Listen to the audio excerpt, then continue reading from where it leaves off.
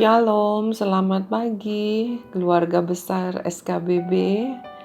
Semua sehat, para kerabat dan sahabatku, bahkan semua yang sudah menanti-nantikan sarapan sorgawi pagi hari ini. Mari kita mau sama-sama berdoa, kita mau mengucap syukur, mempersiapkan hati kita menjadi piring bagi firman Tuhan. Bapa dalam surga, terima kasih buat cintamu, buat kebaikanmu, buat pagi yang indah ini. Kami boleh memasuki minggu kedua di bulan Agustus tahun 2021. Kami percaya ini semua adalah kasih karunia Tuhan. Tuhan, inilah piring hati kami. Kami telah siapkan untuk menikmati sarapan sorgawi yang telah Engkau sediakan.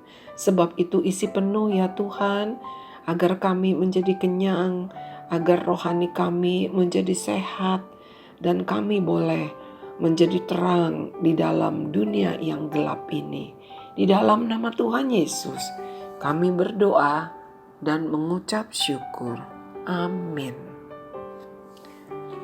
Bulan Agustus adalah satu bulan yang istimewa bagi setiap kita warga negara dari bangsa Indonesia. Mengapa?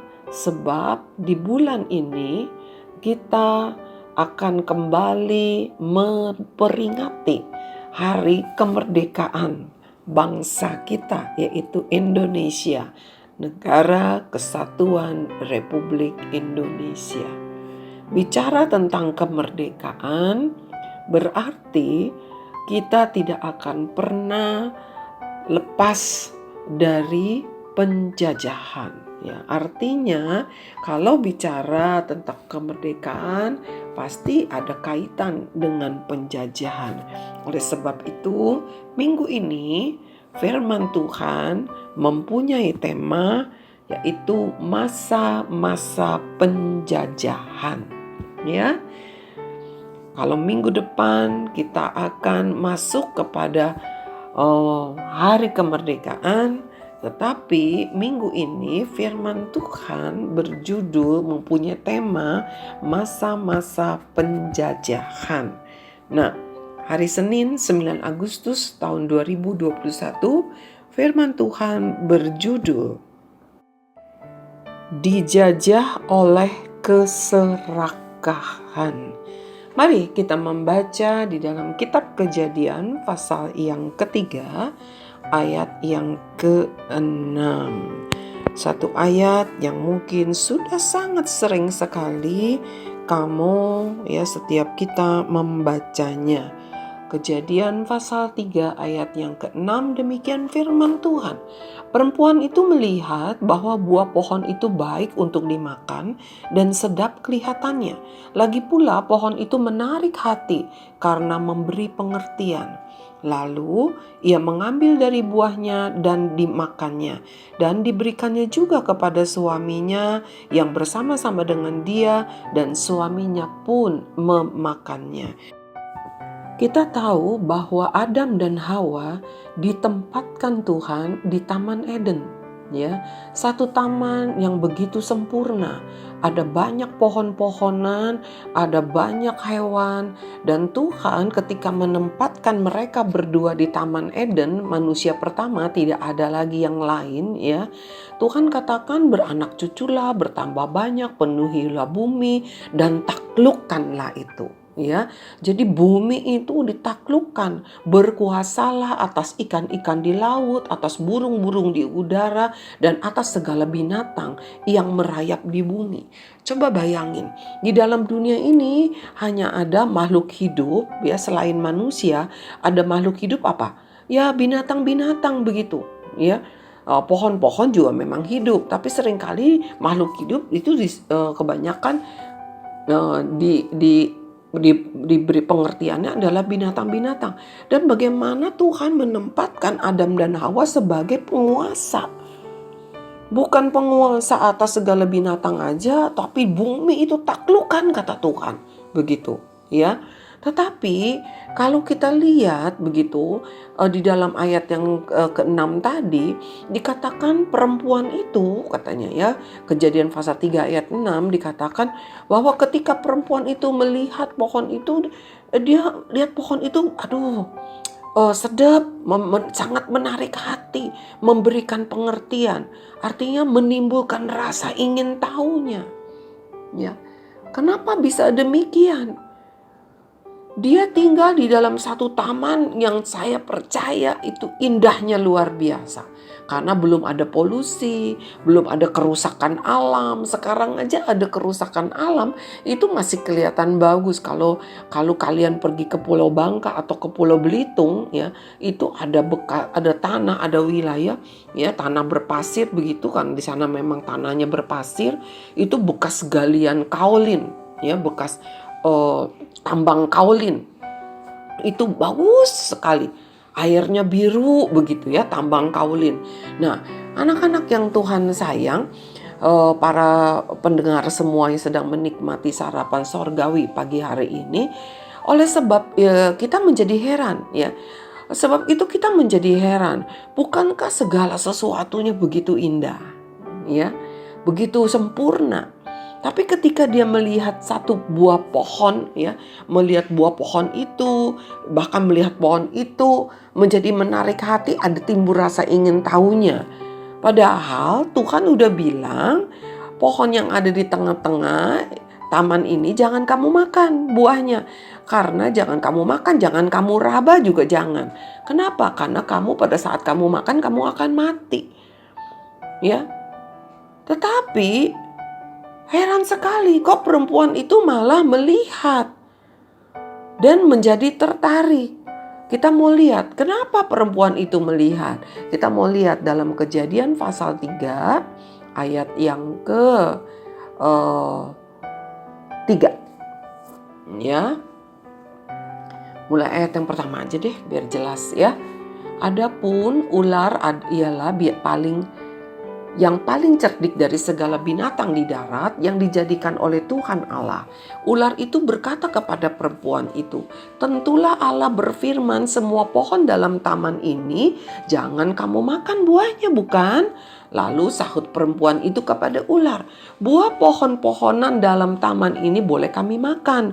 Tetapi tentang buah pohon yang ada di tengah-tengah taman, Allah berfirman jangan kamu makan atau raba buah itu nanti kamu mati.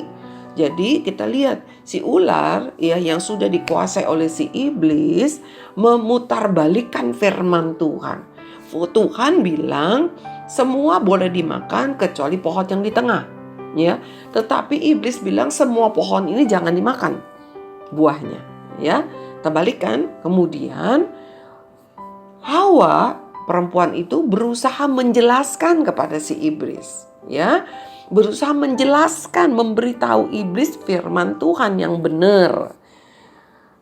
Kemudian ayat yang keempat, tetapi ular itu berkata kepada perempuan itu, sekali-kali kamu tidak akan mati. Tetapi Allah mengetahui bahwa pada waktu kamu memakannya, matamu akan terbuka dan kamu akan menjadi seperti Allah, tahu tentang yang baik dan yang jahat. Anak-anakku dan para kerabat sahabat yang sedang menikmati sarapan sorgawi pada pagi hari ini, ada satu pelajaran, bukan satu, bahkan ada beberapa pelajaran. Yang pertama, ya, jangan pernah bertanya jawab dengan iblis. Ya, kita nggak pernah perlu ada hubungan, ada komunikasi dengan iblis. Yang kedua, jangan pernah berusaha memberitahu firman Tuhan kepada iblis. Kenapa? Karena iblis lebih tahu firman Tuhan dari setiap kita. Tetapi iblis memusuhi Tuhan. Ya, dia bukan umatnya Tuhan. Dia adalah malaikat yang memberontak dan telah dibuang, dikutuk oleh Allah. Ya, itu pelajaran yang pertama kita pelajari. Jangan pernah ada komunikasi dengan iblis. Kedua, jangan pernah coba ya untuk mengajar iblis, memberitahu iblis firman Tuhan. Ya. Lalu akibatnya ketika Hawa ini berkomunikasi, kemudian Hawa juga mencoba untuk memberitahu firman Tuhan, maka apa yang terjadi? Kita lihat bahwa dia mulai menatap kepada pohon itu. Ya, iblis bilang begini, kenapa si Hawa bisa ingin menatap? Karena iblis memberitahu begini, kamu tidak akan mati, tapi waktu kamu makan, mata kamu akan terbuka, kamu akan menjadi seperti Allah, tahu tentang yang baik dan yang jahat. Anak-anakku yang Tuhan kasihi, para kerabat dan sahabatku, inilah awal dari mana Adam dan Hawa masuk di dalam masa-masa penjajahan si iblis. Adam dan Hawa hidup merdeka menjadi penguasa di Taman Eden, bahkan menjadi penguasa di bumi ini. Ya, Tuhan bilang taklukkan bumi, kuasailah. Tetapi ketika iblis bilang kamu akan menjadi seperti Allah kalau makan buah pohon itu, Hawa menjadi ingin tahu. Wow, menjadi seperti Allah, benar gak ya? Sebab itulah dia memandang pohon itu. Harusnya Hawa bersyukur, tidak ingin menjadi lebih dari apa yang ada dalam diri dia. Dia adalah ciptaan, bukan pencipta. Ya. Kalau dia ingin menjadi seperti Allah, artinya dia ciptaan yang ingin menjadi pencipta. Itu namanya serakah, nggak tahu diri. Nah, anak-anakku yang Tuhan kasihi, ada banyak hal di dalam hidupmu dan hidup saya. Ada banyak, kita seringkali dikasih tahu, jangan begini, kalau begini kamu akan begitu. Tetapi bukankah seringkali kita bukannya bersyukur, oh terima kasih ya, saya udah dikasih tahu jangan begini, nanti bisa bahaya. Kita bukan berterima kasih, tetapi malah kita pikir, oh begitu ya, masa sih? Jadi ingin tahu. Sama seperti ketika Hawa melihat buah pohon itu kayaknya baik deh untuk dimakan. Sedap, pohon itu menarik hati, memberi pengertian. Pengertian di sini jadi ingin tahu begitu. Ya, anak-anakku yang Tuhan kasihi, para kerabat dan sahabatku, ini adalah satu sikap ingin tahu yang tidak disukai oleh Tuhan. Sikap ingin tahu yang negatif kalau mau dikatakan. Ketika dikatakan jangan berbuat ini, justru seringkali dilakukan. Jangan sekali-kali nonton film ya, porno. Karena begini-gini, pengen tahu emang apa sih? Kayak apa sih? Nah, harusnya kan diingat, oh saya tidak boleh nonton. Karena itu melanggar kekudusan yang Tuhan kasih. Tuhan sudah memberi saya kekudusan. Harusnya kan begitu.